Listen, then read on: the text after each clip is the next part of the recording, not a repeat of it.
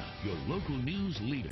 This is Paz Pa 2. Good morning to you, and I thank you for joining us. We finally learned what led to the 2019 murder of 17-year-old Garen Lewis of New Iberia. This, as an Iberia parish man has been convicted of principal to second-degree murder and conspiracy to commit second-degree murder. Bryson Duke John Lewis's conviction comes after a 5-day trial by jury, and that was last week.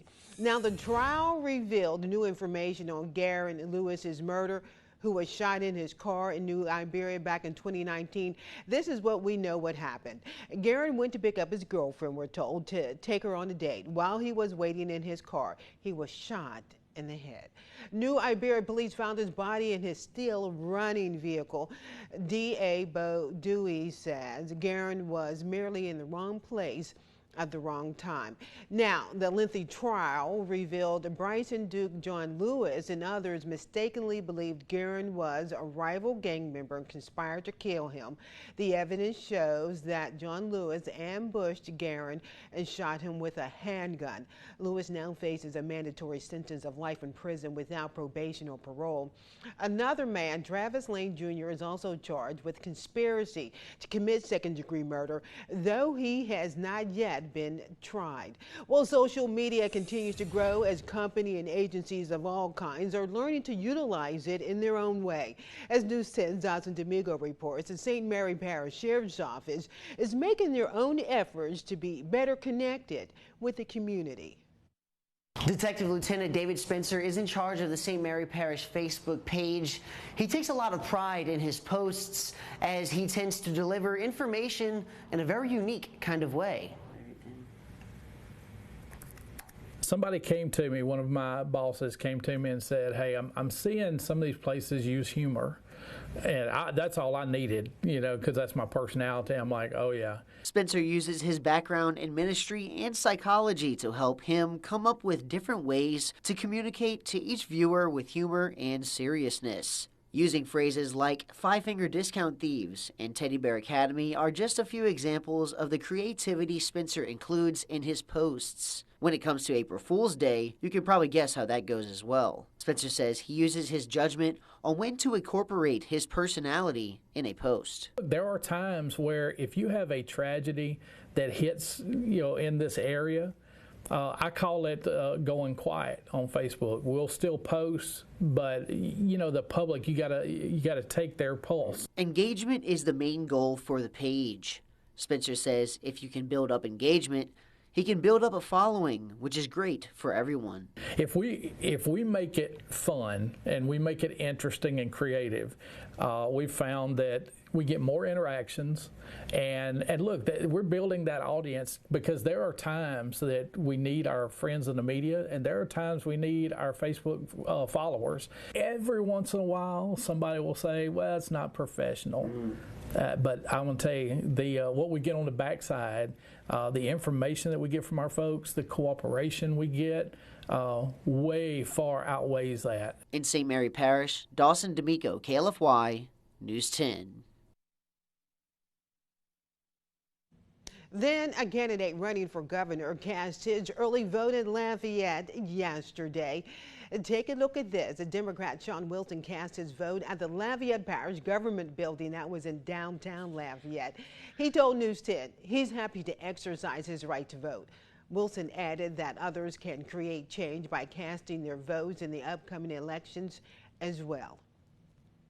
It's a great opportunity to exercise my right to vote. It's important to vote early because you never know what's going to happen on October 14th. You have so many people out there looking and wanting to make a difference, and this is how you do it. So go vote early. It's lasting until October 7th. And Wilson encourages voters to vote for the candidates they feel will lead the state in the right direction, of course. And speaking of elections, a candidate forum was held in Karen Crow yesterday behind City Hall underneath the pavilion. Candidates for Lafayette Parish School Board District 2 responded to questions about their plans if elected. Also in the audience were candidates from other Lafayette Parish races. I served as a moderator with other moderators. Questions ranged from student testing to teacher incentives. The last survivor of Pearl Harbor from Louisiana was laid to rest in Lafayette yesterday morning. Sunset native Joe Richard died last week, just 2 months after his 100th birthday. Richard was only 18 years old, serving in the Navy when attacked at Pearl Harbor. He passed away peacefully, we're told, at his home in Sunset, surrounded by family. The Legion Riders escorted Richard's body from Church Point to Calvary Cemetery in Lafayette. That's where he was buried. The city of Church Point also honored Richard this year by declaring July 23rd, his birthday, as Joe Richard Day. Well, experts say your money and your business information could be at risk when mailing a check. News 10's Zane Hogue tells us how scammers are using check washing and how you can avoid it in this Eye on Scams report. Many people and businesses will still use the mail service to send physical checks when paying bills. But when mailing a check, experts say you should keep an eye on your bank account because your check may be stolen and check washed. The Better Business Bureau has seen instances of businesses mailing checks as payment for a service, but receiving a call from the recipient saying the check never arrived. Instead, the payment ended up in the account of a scammer. Scammers have been known to try to intercept checks, a lot more focused on business checks, and try to wash the name and information off of it and make the check out to themselves or, some fraudulent ID in order to steal funds from the business. Check washing works when scammers steal a check mailed by a person or business and use household chemicals to wash off the name and dollar amount you wrote down, giving them a chance to write the dollar amount of their choice and either their name or a fake identity to cash the check. They target businesses more often, typically because the checks are more, and there's a lot of times a pattern that can be identified as to when, the business puts these checks in the mail. When it comes to stealing your check, there are multiple methods that a scammer may use. They've been known to steal them out of the mail, whether when they're going out. Some instances actually breaking into the big blue mailboxes that the USPS has, or when they're delivered, trying to steal them before they're actually picked up by the recipient. There may even be times that no money is taken after the check is stolen.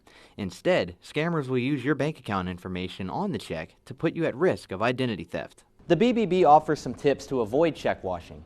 Take advantage of electronic payment methods, but if you must mail a check, take extra precaution by bringing your check to the post office. Constantly monitor your checking account information so you can notice any suspicious activity, and always report check fraud to your bank and the police if you think it happened. Here in the studio, I'm Zane Hogue for KLFY News 10.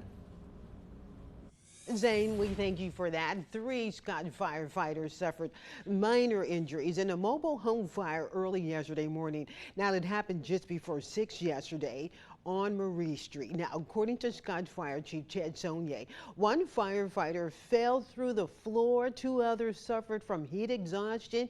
All 3, however, thankfully are expected to make full recoveries. With help from Lafayette, Dusson, and Judy's firefighters were able to bring that fire under control, we're told, in half an hour. What caused the fire is still being investigated. Trevor Sonye over in the Weather Center, and the temperature is going to change for us, at least in the evening, like the 60s. I kind of like that. That's nice, huh? Yeah, feeling cooler at night and during the morning hours, but definitely still hot during the afternoon, at least through the next few days. But then we have a front that comes in by the weekend, and that could change all that. So let's take a look at temperatures this morning. 68 now in Lafayette, 71 in New Iberia, 69 in Baton Rouge. So it feels cool out there. You could tell it's early October, but by the afternoon, again, it starts to get quite hot. Mostly clear skies out there, and I'm expecting mostly sunny skies for this afternoon. Temperatures rising through the 80s, getting into the low to mid 90s later on today. Here's Future Track. It shows mostly sunny skies out there, no problems weather-wise. For tomorrow, a similar setup, but we have the dry air mass overhead, so the temperatures will fluctuate. We'll be in the upper 60s during the morning hours. You'll get outside and you'll think it feels good out here, but by the afternoon it starts to get hot in the mid 90s out there, and then you don't really sweat a lot because the humidity is lower, so sometimes it can be kind of deceptive. It's hotter than it feels out there, so just make sure you stay hydrated. situated if you have to be outdoors for an extended period of time. We're in the upper 60s for tomorrow morning, and then in the low to mid 90s again tomorrow afternoon. And the fire danger is still there. Even though most of the fires are about 95% contained, anything that does develop or does ignite in the near term, it could spread quickly. And here's why. We have very low humidity. So we have the heat, we have the low humidity, so everything is dry, and then we have an easterly breeze on top of that. So when you put all three of those ingredients together, it means that the fire danger is a little bit higher. The burn ban has been modified in some areas. If you do have to burn, just make sure you exercise caution and just stay safe out there, because again, any fires that get out of control could spread quickly in this type of setup. Easterly winds at about 6 to 14 miles per hour, and we'll keep the easterly winds in the forecast for tomorrow. This high pressure is right overhead, which is why we're seeing this above average temperature air profile, but it looks like that will be changing here by the weekend. This high pressure begins to weaken and moves down to the south. Look at this trough coming in. These are the kind of troughs you see in the fall and winter months. And when we see a trough like this, it typically means a cool front is on its way, and it is by the weekend. Drier air across the area now. Moisture returns Tuesday, Wednesday. We get a rain chance Thursday, but more dry air coming in, but this time out of the north and west, originating from the Rockies. So this one will be a cool air mass coming in, mid-80s for Friday. By Saturday morning, could be in the mid-50s according to the GFS model, and highs near 80 degrees Saturday afternoon. But I do have to stress the Euro model is a little different. It's delaying the front a bit until Saturday night and Sunday, so it's definitely much warmer on Saturday. So right now, my 7-day forecast won't be this cool. I'll sort of blend the two models until we see a little more agreement on the timing of that front. Across the tropics, we have Felipe, we have Rina. Felipe is the only one that's going to survive the next 24 hours here. It's expected to become a Category 1 hurricane down the road, but this hurricane is just like we like them, across the Atlantic, not affecting any land areas. So 94 your high today, mostly sunny and hot. Easterly breeze at 6 to 14 miles per hour. 7-day forecast has nice weather through Monday, Tuesday, and Wednesday. 50% chance for storms on Thursday. I think Thursday night maybe lingering through early Friday, but hopefully by Friday and Saturday we begin to clear out and cool off. And if you want to check out any of the stories you see here on your Sunday morning pod spot too, you know where to go. That's KLFY.com. And also Trevor, he'll post his weather updates for you right there. Again, that's KLFY.com. So coming up here on Pod Spot 2, as always, good morning to you again. Another Healthy Kids series kicking off in Lafayette. We'll hear